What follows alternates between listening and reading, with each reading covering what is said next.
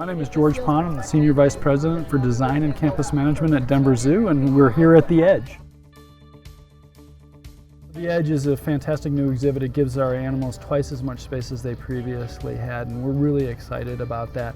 But more importantly, it gives the animals new places and new activities that really match their natural history. So our tigers are exercising, climbing, perching, stalking, watching our guests. And that's the other exciting part about it. Very innovative relationships between our cats and our guests. So you may be just 8 inches away from a tiger who's breathing on you, or you might be unaware that there's a tiger 12 feet up in the air over your head. And it's really an exciting and new way to exhibit and watch tigers. My name is Paul Quick. I'm Director of Special Projects here at the Denver Zoo. Been at the zoo about 10 years. This project took about 2 years in development and was responsible primarily for managing the design and fabrication of the front edge, which is what you see here, and most of the exhibit layout and utilities. The design work was done internally. One of the guys that's on my team, his name's Brian Williams. He drew this all up in a software program, and we obviously went back and forth on design elements, but he's very good at creating like a sweeping, organic structure so it's not so rigid, because we had to use pretty large members. These are W840s, so they're big beams.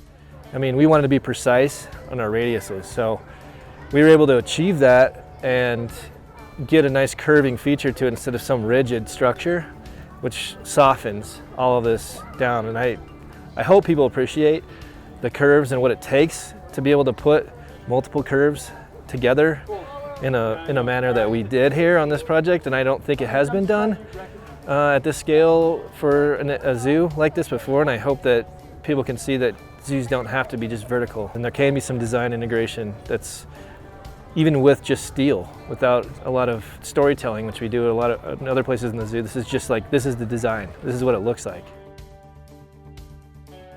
So we used hot dip galvanizing for a lot of the steel in this project, and as you look at the front edge, a lot of the steel in that portion was hot dip galvanized, as well as the fencing and the chain link that really creates the enclosures for the tigers. Like in any design project, we're trying to do new things and create things in some cases that have never been done before. We spent a lot of time working internally as well with our partners in the hot dip galvanizing community to make sure that we could solve some of those problems. Just how to get things to the plant, make sure that the performance was going to meet our expectations and that the plant could actually do what we wanted them to do. So just things, obviously things like length and making sure that the coverage was going to be complete in what was obviously a very unique design. We found that we have great partners in the industry that obviously are excited about solving problems and helping us, and they did. The reason why we chose galvanizing is because it lasts longer than the paint in the weather and the environment, and it doesn't damage as much as painted items during delivery and erection.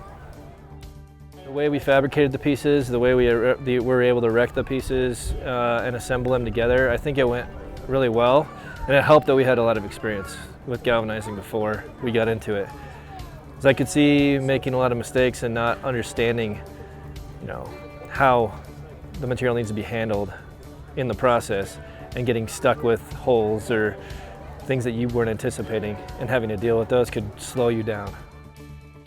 A lot of these pieces we couldn't erect fully in one assembly, so we did have to weld to it. Obviously the pipes are welded to the vertical, and then we also had to do the weld inspections and those kind of things, so we had to clean it up, remove the galvanizing before we were welding them together.